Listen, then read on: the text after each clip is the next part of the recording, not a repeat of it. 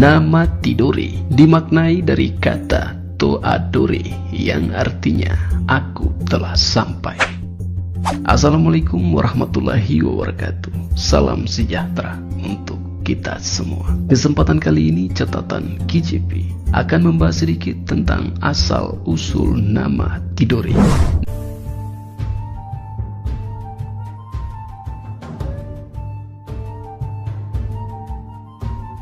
Tidore adalah salah satu pulau kecil namun besar di mata dunia yang terdapat di gugusan Kepulauan Maluku Utara.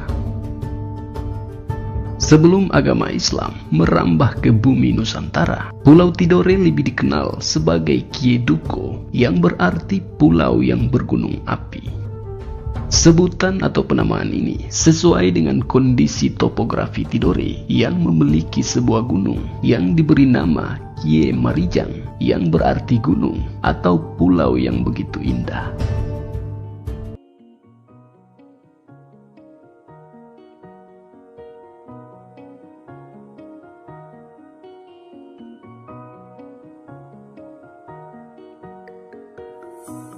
Berikut merupakan perjalanan kami dari kelompok rumah adat Kolasohi ke Matiti. Perjalanan kami yang mulai dari kota Ternate menuju ke Pulau Tidore yang meliputi dua jalur, yaitu jalur laut dan jalur darat. Yang pertama menuju ke Tidore meliputi jalur laut yang sekitar 15 menit dengan menggunakan kapal kayu dan memiliki jarak 3,5 km.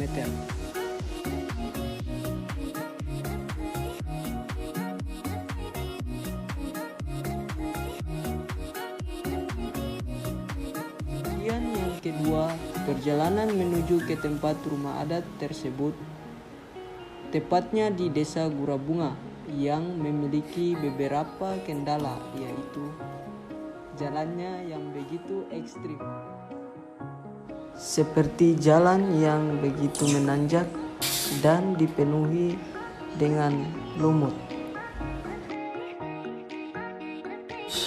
Kemudian diterpa hujan dan ditutupi kabut yang begitu tebal.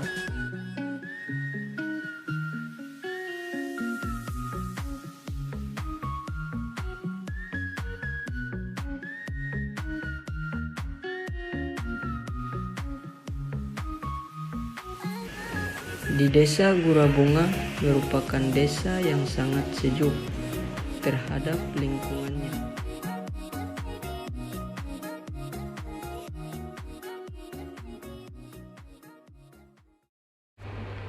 Kelurahan Gurabunga terletak di Kecamatan Tidore, Kota Tidore, Kepulauan. Kelurahan Gurabunga berada di ketinggian 900 meter dari permukaan laut dan berada di kaki Gunung Kie Matubu. Kata Gurabunga berasal dari kata Gurua Banga, Gurua yang berarti danau dan Banga berarti hutan, sehingga Gurua Banga berarti danau di hutan. Sebelum menjadi kampung Gurua Banga, masyarakat di sekitarnya hidup terpisah-pisah antara satu marga dan marga lainnya. Setiap marga masing-masing hidup di atas tanah milik marganya, disebut dengan bahasa Tidore hale eto sedaerah, yang berarti tanah dan wilayah milik marga sendiri, dengan dipimpin oleh ketua marganya yang disebut Sowohi. Pertama, marga Mahifa mendiami wilayah Buku Fululu atau Bukit Bulat. Yang kedua, marga Todohu mendiami wilayah Lego Mabuku atau tepi bukit. Yang ketiga, marga Fola Sohi mendiami wilayah Fola Sogora atau Rumah Pala. Yang keempat, marga Tosofu Malamo atau Besar mendiami wilayah Gurua atau Danau. Yang kelima, marga Tosofu Makene atau Kecil mendiami wilayah Gurua atau Danau.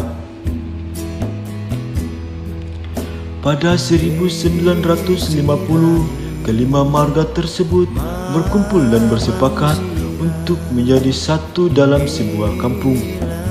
Kampung tersebut diberi nama Gamsung atau Kampung Baru dan masih merupakan anak dusun dari desa Gamtofange. Pada 1965, atas kesepakatan kelima marga, Kampung Gamsung diganti namanya menjadi Grua Banga yang berarti danau di dalam hutan, sesuai dengan letaknya yang berdekatan dengan sebuah danau di tengah-tengah hutan. Selanjutnya pada 1967, Kampung Purwabanga dimekarkan menjadi desa otonom. Pada 1981, nama Purwabanga diganti menjadi Gura Bunga yang berarti Taman Bunga oleh Bupati Ahmad Pulasuri adalah salah satu sarana penting yang merupakan simbol masyarakat adat di Kecamatan Gura Bunga. Di tempat ini berlangsung seluruh aktivitas masyarakat yang berkaitan dengan adat istiadat seperti bermusyawarah untuk membuka kebun baru, panen, serta penyelesaian sengketa-sengketa adat lainnya.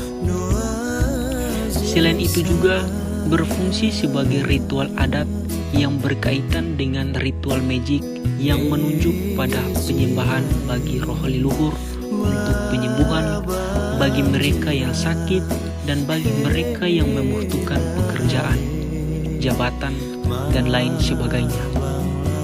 Untuk itu, pembangunan rumah musyawarah Fola Sohi harus mengikuti tata aturan adat yang telah ada sejak dahulu kala.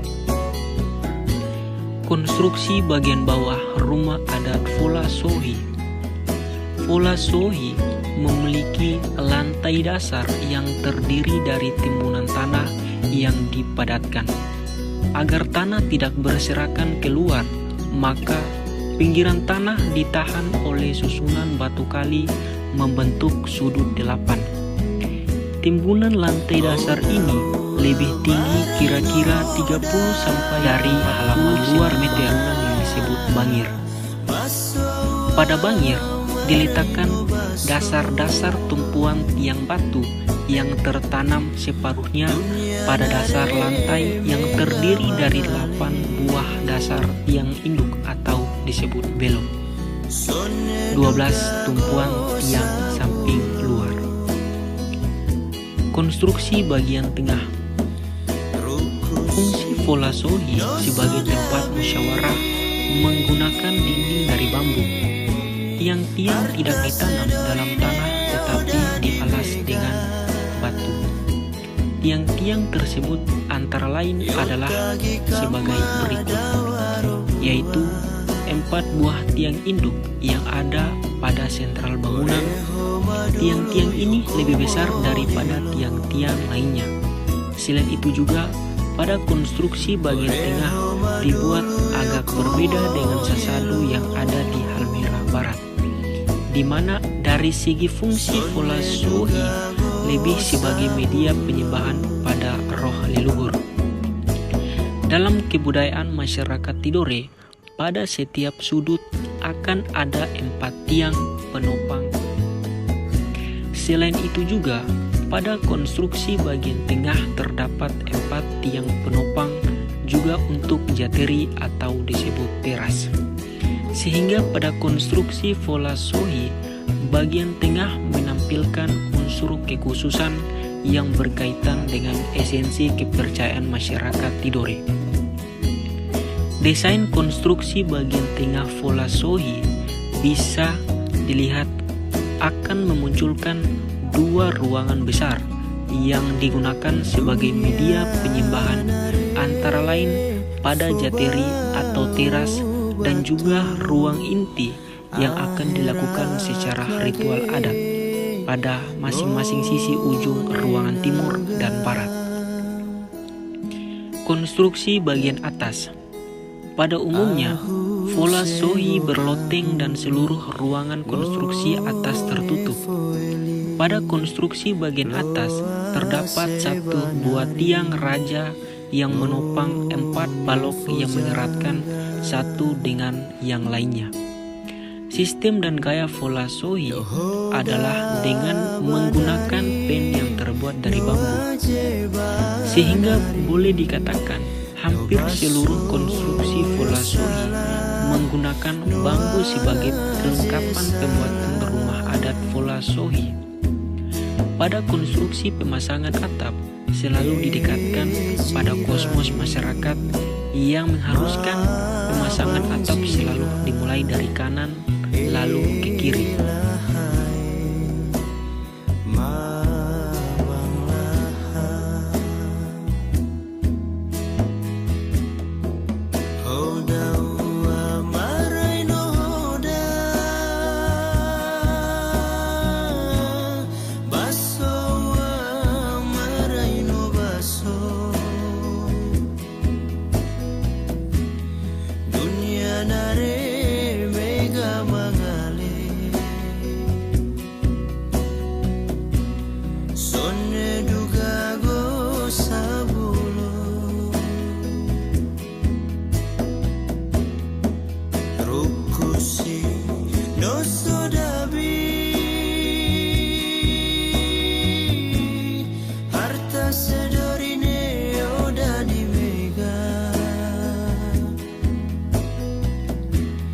Yotagi kama dawaro bua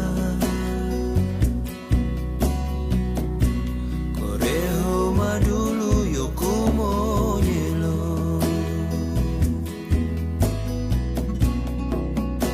Nohoda banari No aje banari No baso yosala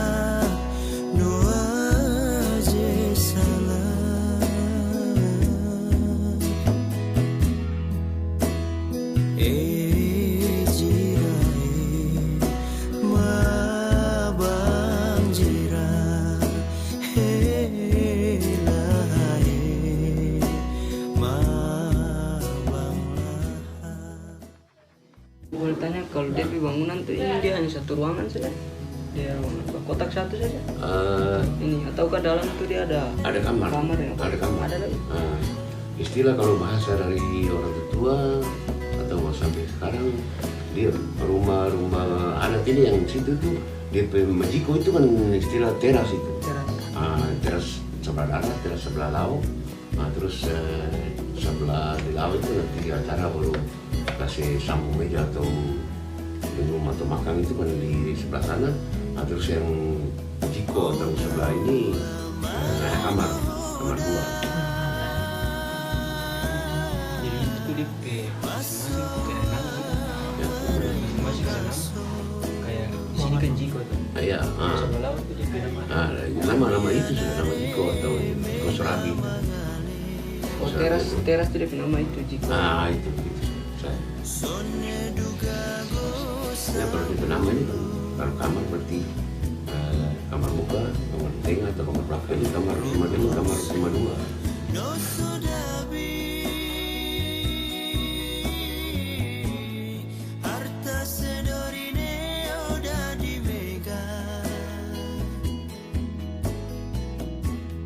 Yotagi kama dawaro bua Koreho madulu yokumo nyelo